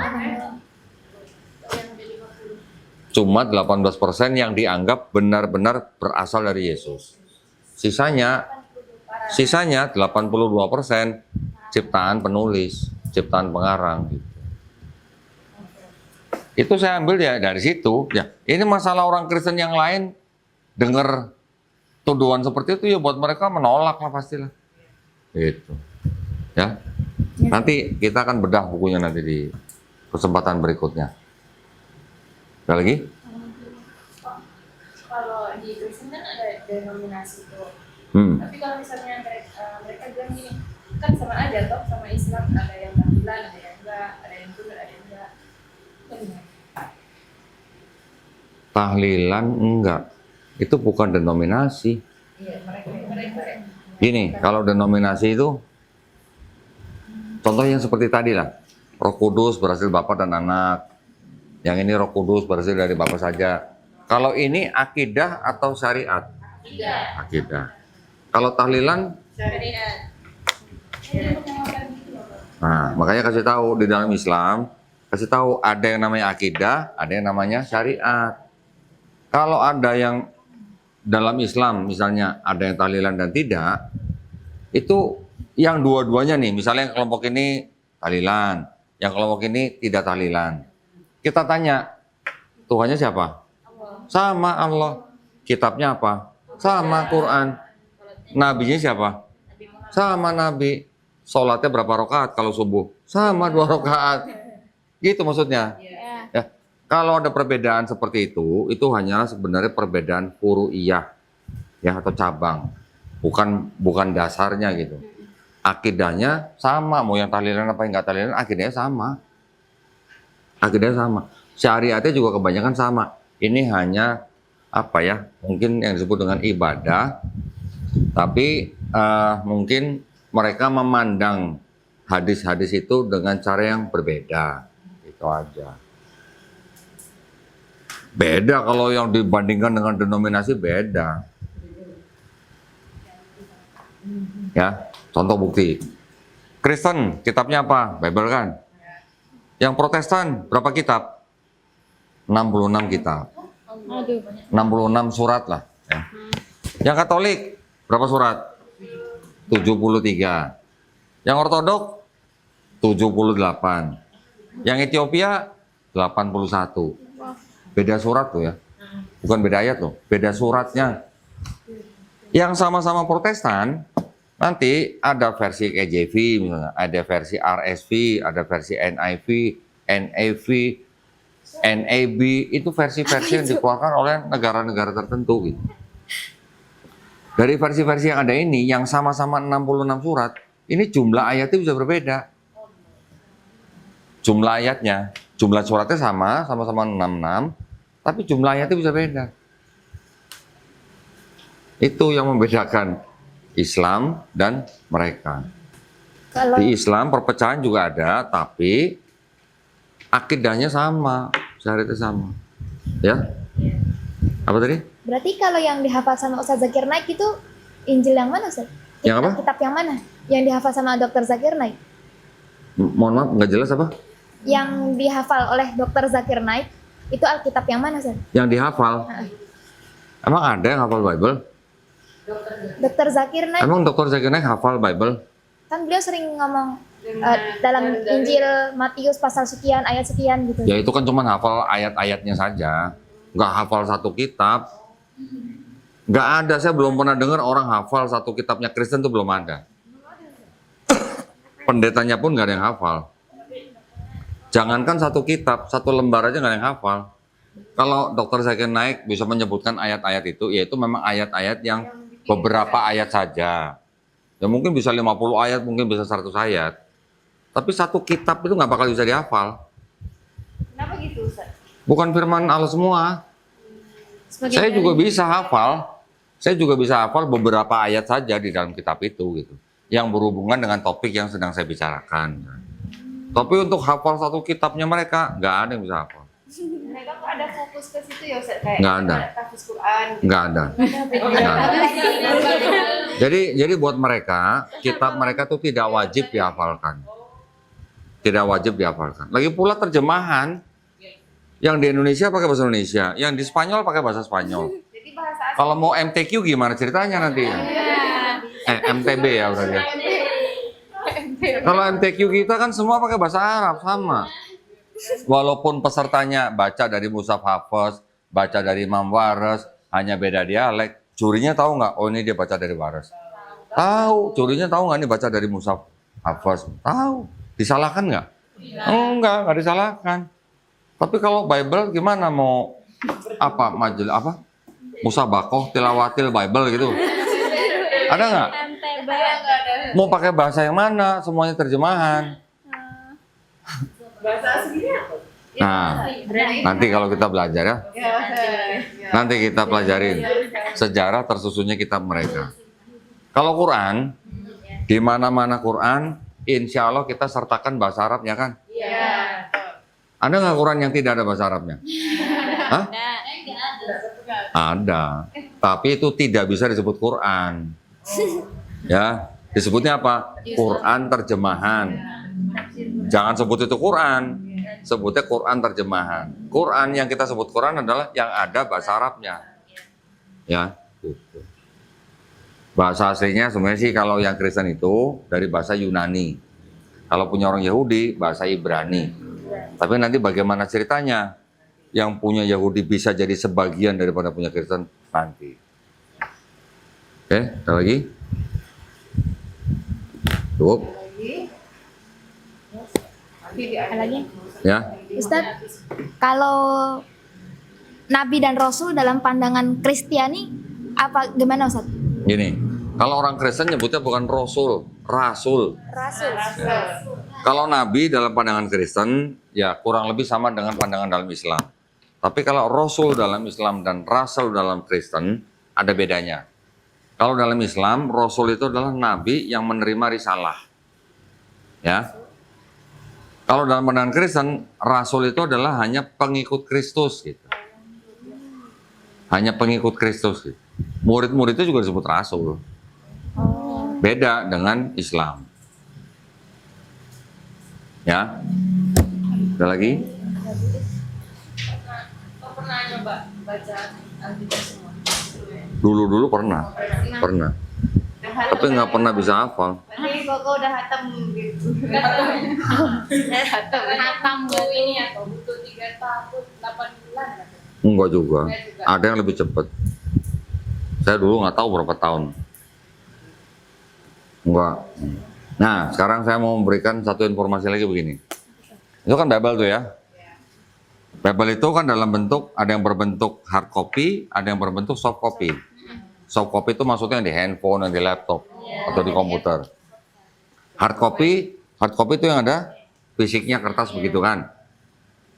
Semua Bible hard copy dan soft copy di seluruh dunia dimusnahkan. Bakal ada lagi nggak? Enggak, karena nggak ada yang hafal. Ya, kalau Quran mau hard copy, mau soft copy di seluruh dunia dimusnahkan, nggak sampai seminggu juga ada lagi. Ya, benar. Itu maksudnya. Bedanya di situ. Ya, bedanya di situ. Jadi kita mereka tidak ada yang bisa menghafal. Mungkin kalau yang orang Yahudi dengan kitab Taurah mereka yang 5 kitab Musa itu mungkin ada yang hafal. Tapi kalau satu Tanakh itu tidak ada yang hafal. Ya, ada lagi? Jadi misionaris itu kan mereka juga belajar ya mungkin tentang Al-Quran ini biar mereka bisa melakukan perbandingan. Nggak ada mereka tuh kayak keraguan mereka tuh nggak muncul ya Ustaz sama kitab mereka itu Ustaz. Ada misionaris yang tobat ada. Sekarang saya punya rumah Quran. Musrif saya tuh dulu bekas misionaris. Dia dulu waktu kuliah di STT, Sekolah Tinggi Teologi, dia dulu waktu mau lulus, dia diharuskan memurtadkan 20 orang. Syarat kelulusan di Sekolah Tinggi Teologi mereka, itu sebelum lulus harus bisa memurtadkan sekian orang. Ada yang diberi standar 3 orang, ada yang 5 orang, ada yang 20 orang. Nah itu tobat itu misionarisnya. Sekarang jadi musrif rumah Quran. Iya, jadi musrif. Nah, itu. Ada yang begitu. Tapi kebanyakan misionaris-misionaris yang mempelajari Quran untuk memurtadkan orang Islam, itu mereka membaca Qurannya dengan kacamata Kristen. Gimana itu Ustaz kacamata Kristen? Ya contoh misalnya. Mau contoh? Mau contoh Ustaz? Simulasi ya. Nanti kalau kamu nggak bisa jawab, kamu mau murtad. Makanya ini harus dipelajarin. Yang saya bilang Islamologi ya ini salah satunya. Contoh misalnya, buka Quran di handphone. Quran surat Ali Imran misalnya.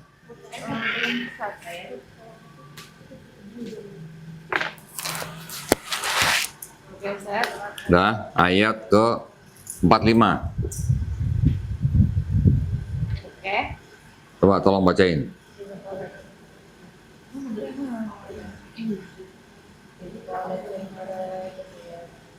Baca sama-sama. Boleh, sama artinya aja juga boleh nggak apa-apa.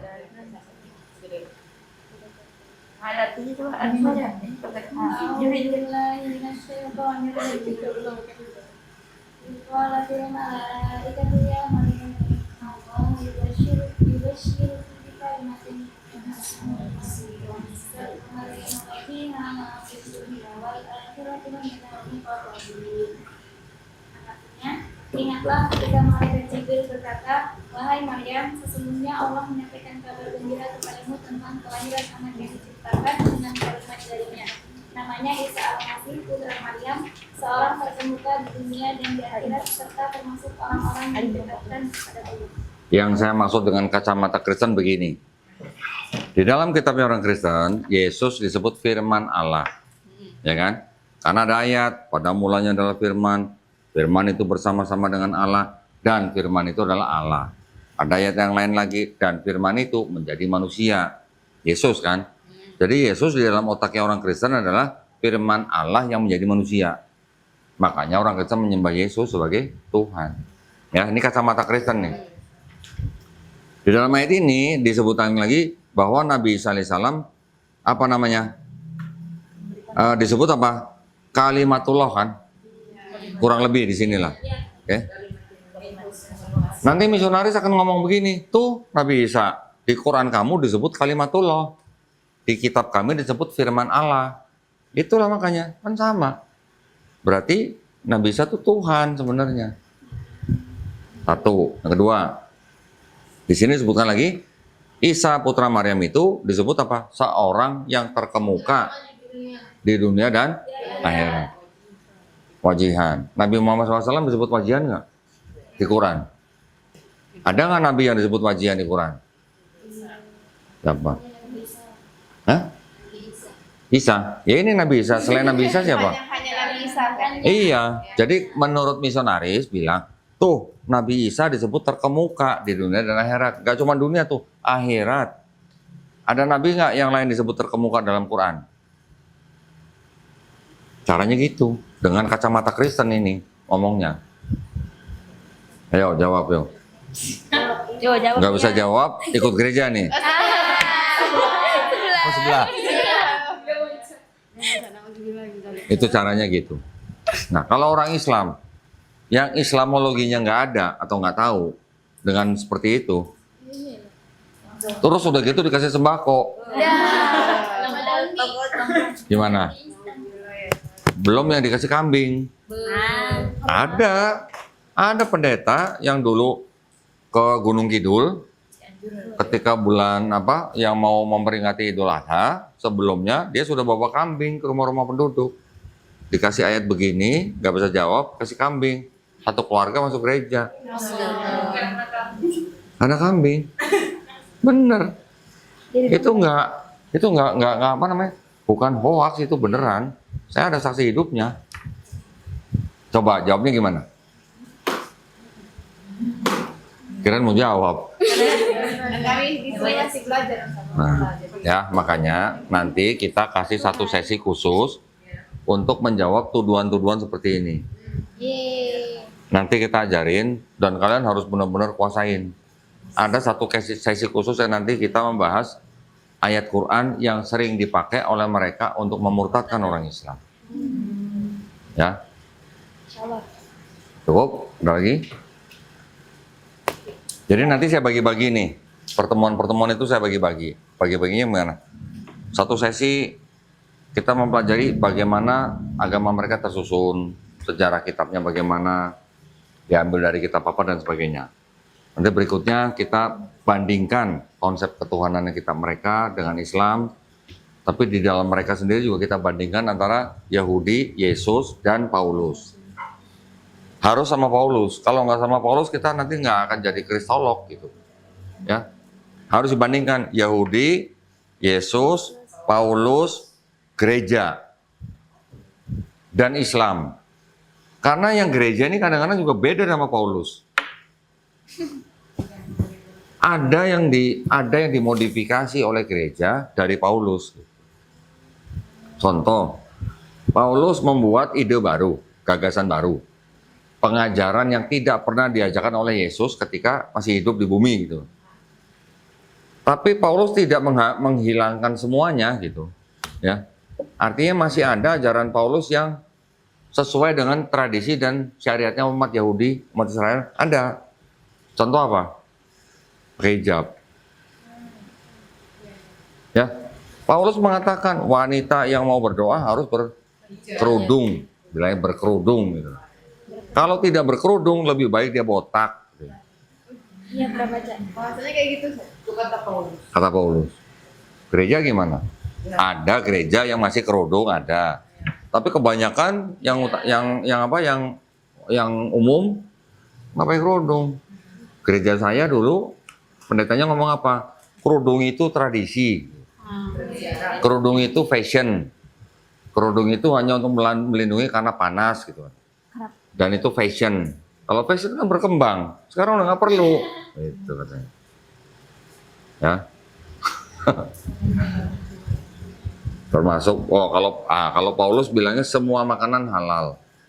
Tapi Paulus sendiri sebenarnya nggak ngomong babi. Nggak nyebut babi, cuman dia bilang semua makanan halal. Pertanyaannya kan gini, buat orang Yahudi, babi itu makanan bukan? Makanan. Bukan. Hewan ya? Haram. Nggak makan babi.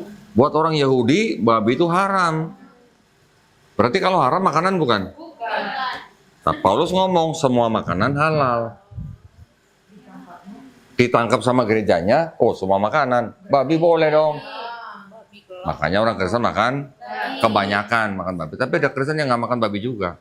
Ada. Kristen Advent nggak makan babi. Bahkan nggak cuma babi, semua daging, semua minuman yang berwarna nggak diminum. Sampai begitu. Ya, nanti ketika kita belajar perpecahan Kristen, denominasi apa aja, sedikit-sedikit kita ketahui lah. Oh, kalau Kristen begini apa, kalau Kristen ini apa. Ada Kristen yang nggak boleh punya handphone. Padahal di Amerika ada yang begitu. Banyak pengikutnya. Enggak banyak. Itu minim kalau gitu. Sedikit lah. Ya. Nanti kita belajar ketika kita membuka bagian perpecahan denominasi mereka, kita nanti bisa ngelihat satu-satu nih bagian apa, ini bagaimana, sampai ada gereja yang membolehkan pernikahan sesama jenis. Ada, nanti kita bisa lihat kitabnya. Kitabnya tulisannya apa? Gay Bible. Gay. Dan mereka ngaku apa ayat-ayat yang dirubah sama mereka. Aneh. Iya, itu anehnya Ustaz. Bahkan tadi kata Ustaz 18%, hanya 18% ya. Iya. Jadi harusnya mereka punya keraguan besar sama kita. Ya kan karena beda denominasi.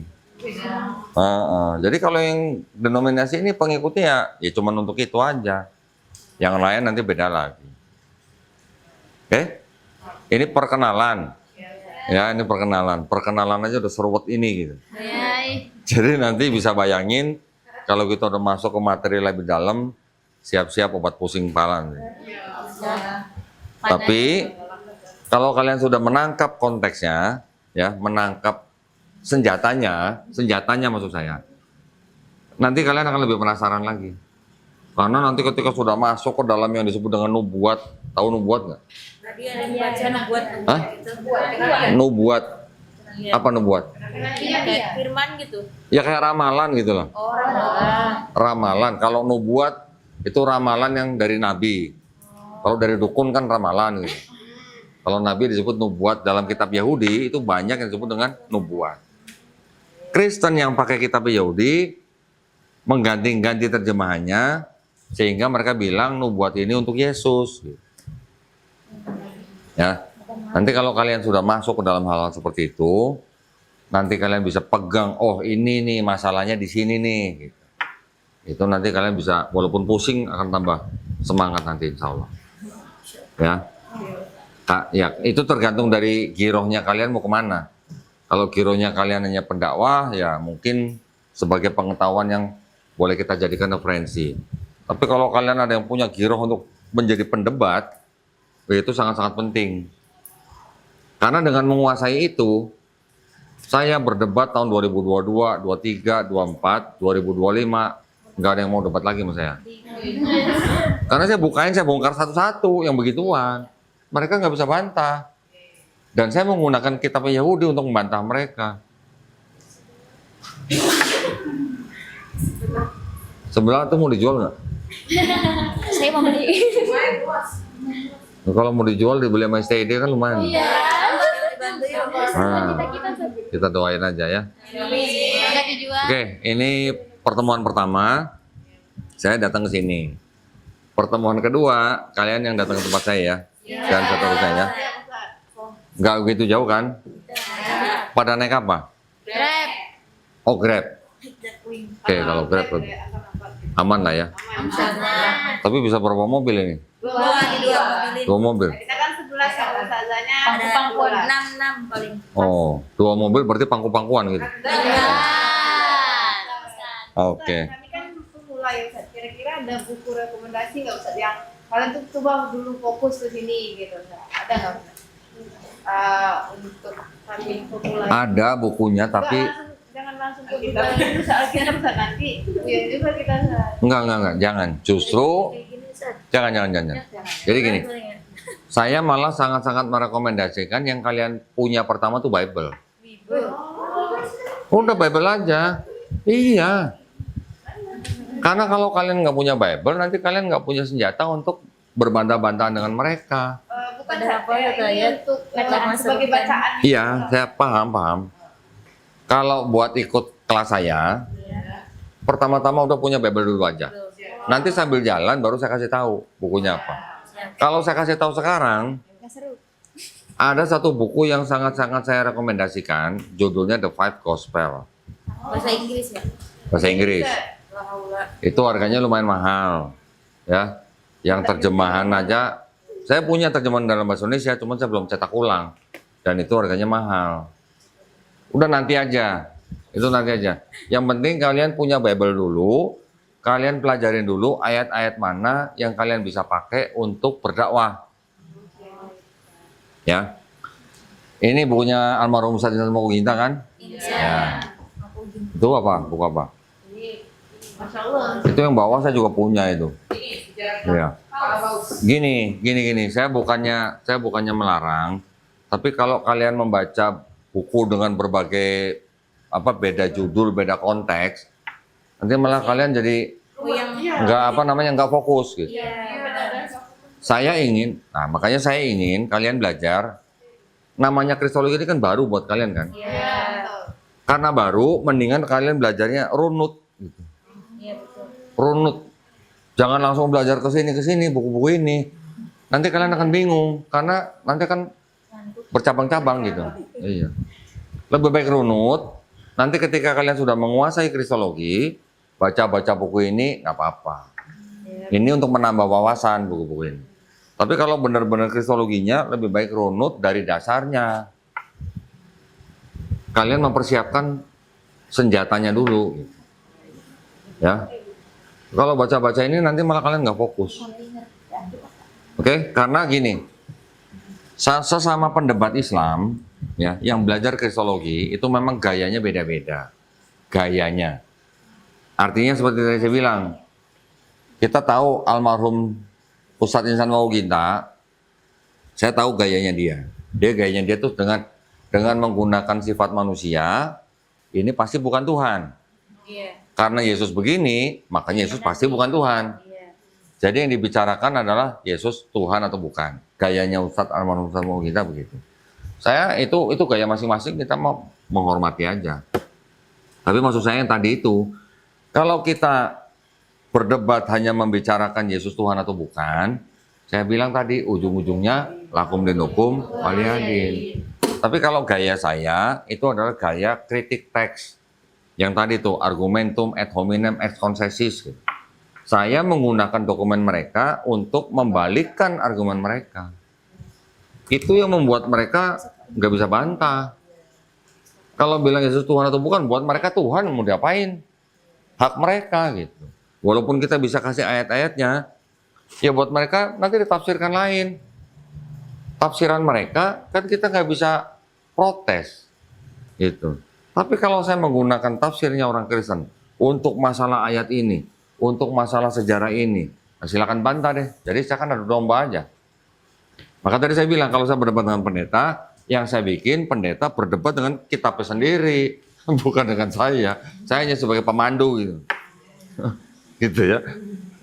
Oke, gaya orang masing-masing nggak apa-apa. Kalau saya inginnya adik-adik semua tuh belajar kristologinya runut dari dasarnya. Supaya tahu sejarahnya. Kalau cuma ngomongin Yesus Tuhan atau bukan, nggak tahu sejarahnya, kalian nanti ketemu Kristen yang denominasinya beda-beda, nanti bisa beda lagi. Pakai buku itu. Terus kalian ketemu dengan saksi Yehova, diketawain. Saksi Yehova tidak menyembah Yesus.